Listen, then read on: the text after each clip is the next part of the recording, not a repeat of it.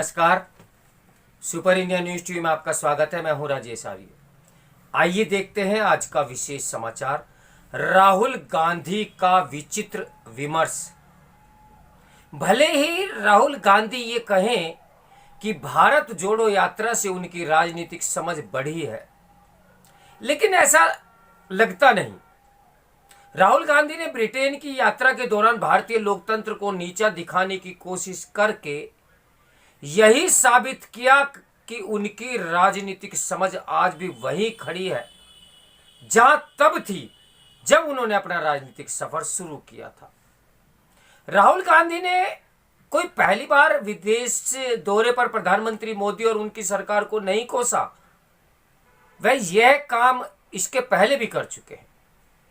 उनकी समझ से भारत में लोकतंत्र का शरण 2014 में नरेंद्र मोदी के सत्ता में आने से शुरू हो गया था और अब वह खत्म हो चुका है। स्पष्ट है कि वह 2014 और फिर 2019 में कांग्रेस की हार को पचा नहीं पा रहे हैं। कांग्रेस को लोकसभा चुनावों के साथ ही अधिकतर विधानसभा चुनावों में भी हार का सामना तब करना पड़ा था जब राहुल गांधी पार्टी के उपाध्यक्ष और अध्यक्ष थे। वे ऐसे व्यवहार कर रहे हैं जैसे उन्हें सत्ता से जबरन बाहर कर दिया गया हो। वह जनादेश के साथ अपनी खामियों को भी अनदेखा कर रहे हैं। भले ही उन्होंने कांग्रेस का अध्यक्ष पद छोड़ दिया हो, लेकिन पार्टी उनके सोच के इर्द गिर्द घूम रही है। 2014 के बाद से ही उनके भाषणों का यही स्वर रहता है कि मोदी के सत्ता में आने से देश रसातल में जा रहा है। कुछ ऐसा ही स्वर सोनिया गांधी का भी रहता है। वह भी राहुल गांधी की तरह लोकतंत्र और बोलने की आज़ादी का दमन होता देख रही हैं। जब से मल्लिका अर्जुन खड़गे कांग्रेस अध्यक्ष बने हैं, उनके भी भाषण सोनिया और राहुल जैसे हो गए हैं। राहुल गांधी यह शिकायत बार बार कर रहे हैं कि लोकतंत्र की सभी संस्थाओं पर भाजपा और आरएसएस के लोगों का कब्जा हो गया है। वह ये भूल रहे हैं कि जब कांग्रेस सत्ता में थी तब इन संस्थाओं में उसके लोगों का कब्जा होता था।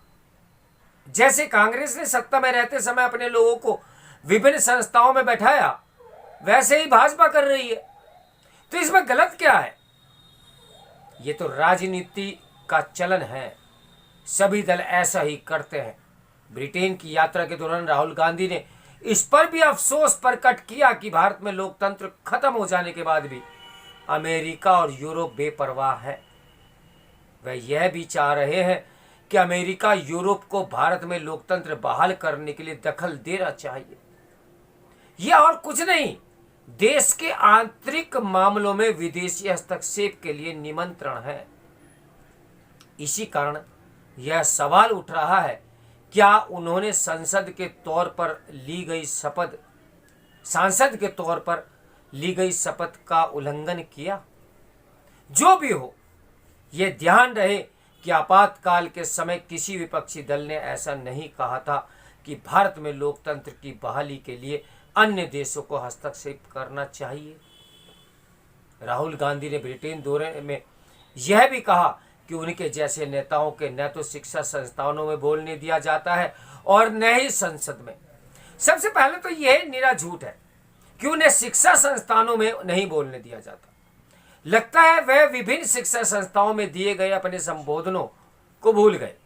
जहां तक संसद में बोलने से रोकने की बात है, तो इस झूठ की पोल संसद में उनके रिकॉर्ड से खुल जाती है। वह संसद में कोई सवाल नहीं पूछते और किसी महत्वपूर्ण विषय पर चर्चा का हिस्सा भी मुश्किल से ही बनते हैं।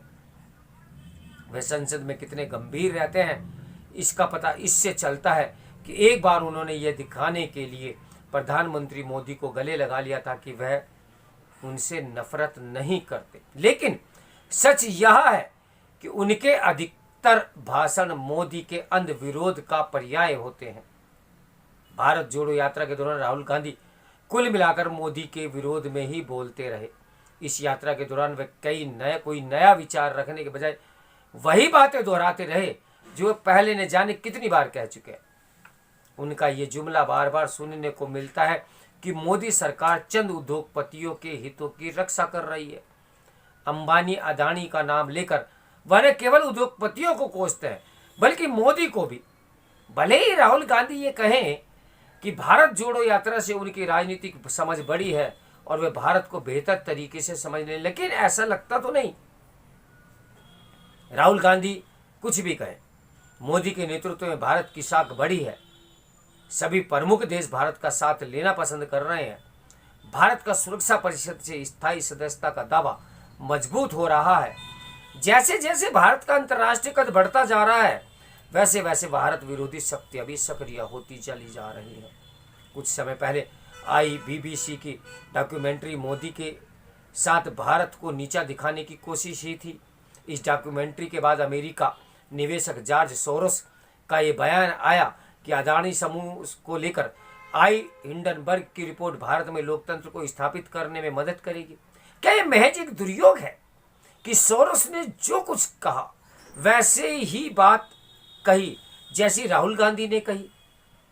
भारत में जैसे जैसे आम चुनाव निकट आ रहे हैं वैसे वैसे कुछ पश्चिमी देशों में खालिस्तानियों की हरकतें भी बढ़ती जा रही हैं। प्रश्न उठता है कि कांग्रेस भारत को नीचा दिखाने वाला विमर्श खड़ा कर क्या हासिल करना चाहती है? कहीं कांग्रेस जाने अनजाने उन ताकतों की सहायक तो नहीं बन रही जो भारत का हित नहीं चाहती? आखिर राहुल गांधी की ब्रिटेन यात्रा को कौन प्रायोजित कर रहा है? इन सवालों का जवाब भी हो कांग्रेस को ये पता होना चाहिए कि मोदी पर अनावश्यक हमले करने से उसे कोई लाभ नहीं हो रहा। इसका प्रमाण हाल के 3 राज्यों के चुनाव परिणाम है। राहुल गांधी ने जो विमर्श विदेश में खड़ा किया उसे यदि भाजपा अपने पक्ष में भुनाने में जुट गई तो इसलिए क्योंकि औसत भारतीय ये पसंद नहीं करेगा कि हमारे नेता विदेश जाकर भारत को नीचा दिखाने का काम करें। इसमें संदेह है कि राहुल गांधी के ब्रिटेन में दिए गए भाषणों से आम कांग्रेसी उत्साहित हुआ होगा। तो मेरे साथ बने रहें सुपर इंडिया न्यूज टीवी की ब्रेकिंग न्यूज के लिए। नमस्कार, मैं हूं राजेश आर्य।